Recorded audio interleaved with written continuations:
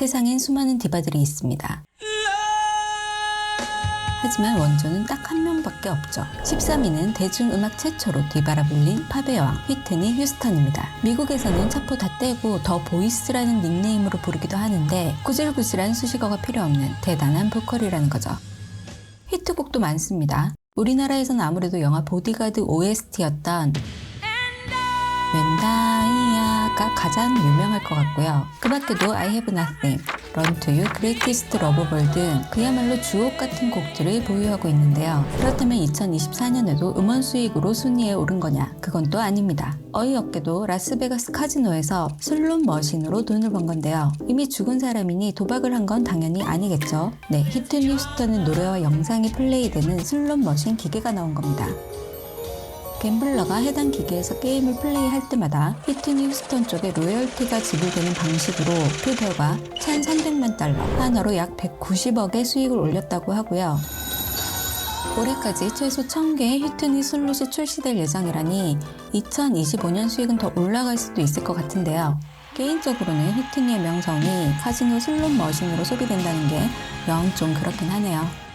12위에는 2016년 사망한 골프스타 아놀드 파마가 1,400만 달러의 수익을 올리면서 이름을 올렸습니다. 방탄 팬들에게는 죄송하지만 이분이 바로 아미의 원조라는데요. 아놀드 파마를 졸졸 따라다니면서 응원하는 골수 팬들을 아니스 아미라고 불렀다고 하죠. 하지만 2024년 수익의 대부분은 골프와 전혀 상관없는 음료수 판매 로열티였다고 합니다. 살아생전 아놀드 파마가 즐겨 마시던 홈메이드 음료수가 있었는데 레시피는 별거 아닙니다. 그냥 아이스티와 레모네이드를 섞은 거라고 하는데요. 처음엔 이게 무려 아놀드 파마 음료수라고 하면서 골프 팬들 사이에서 유행을 했고요. 점점 일반인들 사이에서도 입소문이 나면서 아리조나 베버리즈라는 회사가 덜컥 물었습니다. 제품화를 한 거죠. 그 결과 지금은 전 세계에서 연간 5억 캔이나 팔리는 인기 상품이 되었답니다. 음료수가 단종되지 않는 한 아놀드 파마는 순위에서 계속 볼 수 있을 것 같고요. 다음 11위는 마이클 잭슨이 At 6 years old, he was the one that I looked up to more than any other entertainer. And when I saw him move, I was mesmerized. 꼬꼬마 시절부터 가장 존경하는 뮤지션이자 롤 모델이었던 I knew that was exactly what I wanted to do for the rest of my life because of James Brown. 제임스 브라운입니다. 지금 누구지? 하는 분들 계실 것 같은데 아닙니다. 여러분도 알고 있습니다.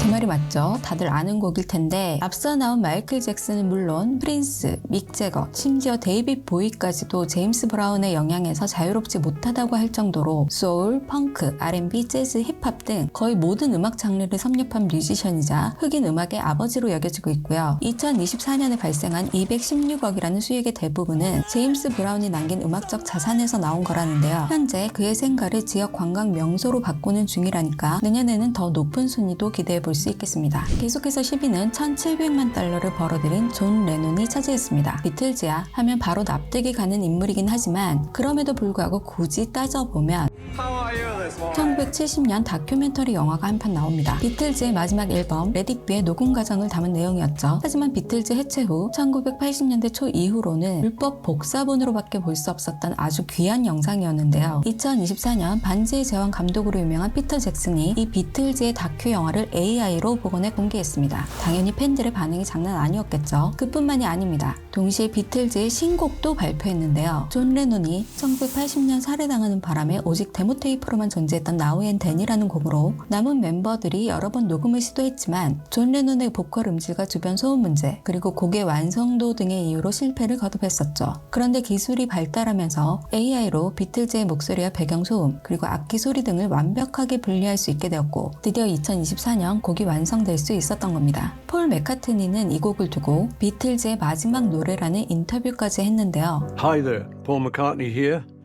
I'd like to show you a short film that tells the story of how me, John, George and Ringo came together to record our last song. It's a single called Now and Then.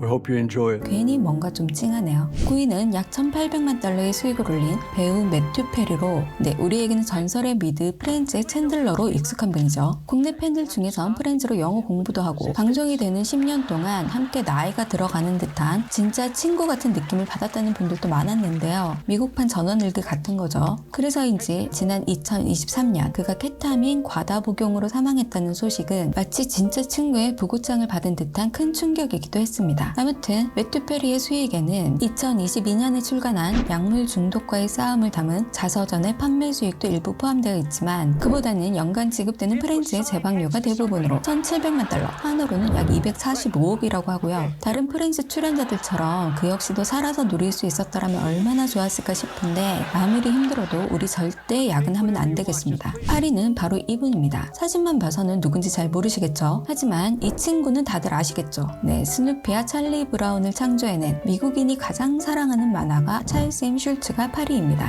이분이 얼마나 큰 사랑과 존경을 받냐 하면 조지 워싱턴, 케네디 대통령 등과 함께 미 합중국 의회 명예 황금 훈장을 받은 분이기도 한데요. 1950년부터 2000년에 돌아가시기까지 무려 50년 동안 딱 한 달 쉰 거 외에는 단 한 번도 연재를 중단한 적이 없답니다. 그것도 매일. 진짜 대단하시죠? 그리고 그 성실함이 보답을 받은 건지 세상에 나온 지 거의 75년이 됐는데도 사람들의 스누피 사랑은 여전한데요. 특히나 2024년에는 틱톡에서 Z세대가 열광하면서 관련 굿즈 역시 불티나게 팔렸고 여기에 스트리밍 수익까지 더해지면서 무려 400억을 벌었다는데요. 진짜 대단하시죠? 7위는 총 491억을 벌어들인 레게의 전설 반말리가 차지했습니다. 수익의 상당 부분이 반말리 원 러브라는 그의 일대기를 담은 영화 개봉 덕분이었다는데요. 그런 영화가 있었어 하면서 찾아보니 2024년 2월 14일에 개봉해 월드 박스오피스에서 총 1억 7천만 달러를 기록했더라고요. 제작비가 7천만 달러였다니 꽤 많이 남는 장사였던 것 같은데 영화 말고도 대마초 브랜드와 합작 투자 계약에서 나온 수익도 있었답니다. 반말리가 생전에 대마초 합법화를 그렇게나 주장했다는데 어쩌면 트럼프가 들어줄 수도 있겠네요. 계속해서 6위는 There are many kings, but there is only one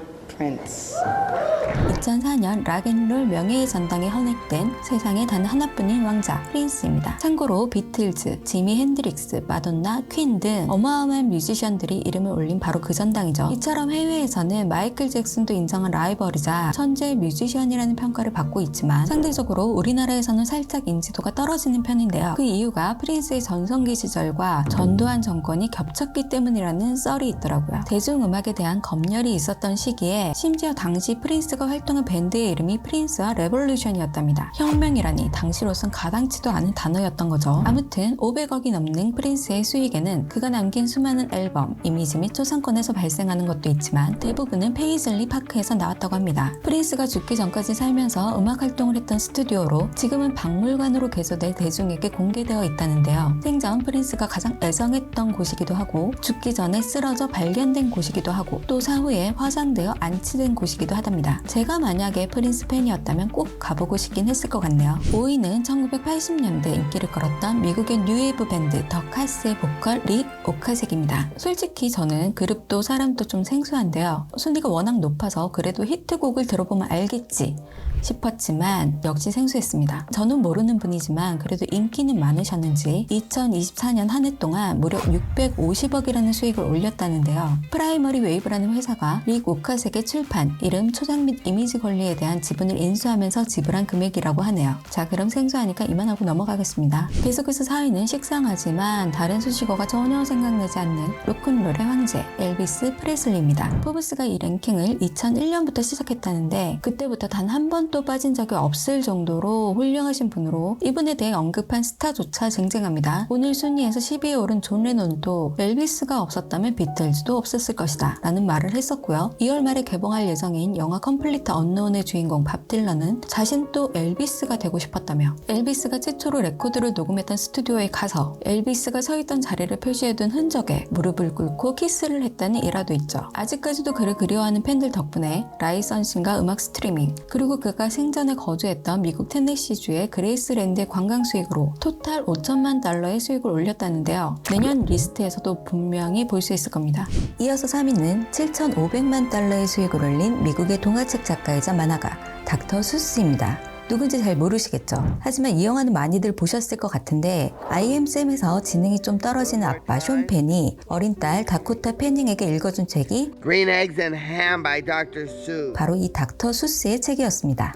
이처럼 미국에서는 거의 국민 작가급이지만 비영어권 나라에서는 상대적으로 유명도가 좀 떨어지는데 그 이유가 작가가 즐겼던 언어 유희 때문이랍니다. 더 캣 인 더 햇처럼 제목은 물론 책 내용 전체가 운율의 연속이라는데요. 전 이 말을 딱 듣는 순간 랩이 떠오르더라고요. 그리고 사람 생각이 다 거기서 거기죠. Pocket in my pocket. There's a rocket in my pocket.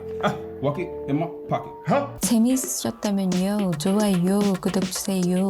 죄송합니다. 2위는 보헤미안 랩소디의 주인공 프레디 머큐리가 차지했습니다. 포브스에 따르면 2020년에 이어 4년 만에 순위에 이름을 올렸다는데 그때는 900만 달러였던 수익이 이번엔 거의 27배에 가까운 2억 5천만 달러, 약 3,630억이나 되는데요. 그렇다면 과연 무엇으로 갑자기 그렇게 큰 수익을 올리게 되었느냐? 작년 5월에 소니 뮤직의 카탈로그를 팔았답니다. 쉽게 말해서 저작권을 넘기면서 일시불을 받는 계약을 맺은 거죠. 총 판매 금액은 무려 10억 달러였다고 하고요. 멤버 4명이 엠빵해서 프레디가 그중 4분의 1인 2억 5천만 달러를 받게 된 건데요. 역사상 가장 고가에 팔린 카탈로그라니 퀸은 역시 퀸이네요. 마지막 1위는 이미 많은 분들이 예상하고 있을 바로 그 인물 마이클 잭슨입니다. 작년에 이어 올해도 1위 자리를 차지했고요. 2019년 브로드웨이에서 시작돼 현재 글로벌 투어 중인 마이클 잭슨 뮤지컬의 영향이라고 합니다. 월드 투어 외에 미국 내에서도 지역을 돌면서 공연 중이라는데 그 수익만 해도 매주 600만 달러 이상이라고 하는데요. 포브스에 따르면 마이클 잭슨이 2009년 사망한 이후 현재까지 벌어들인 수익만 무려 33억 달러, 하나로 4조 7,800억이나 된다고 합니다. 돈이 얼마냐가 중요한 게 아니라 마이클 잭슨이 얼마나 역사적으로 대단한 뮤지션이었는지를 보여주는 대목인 것 같네요.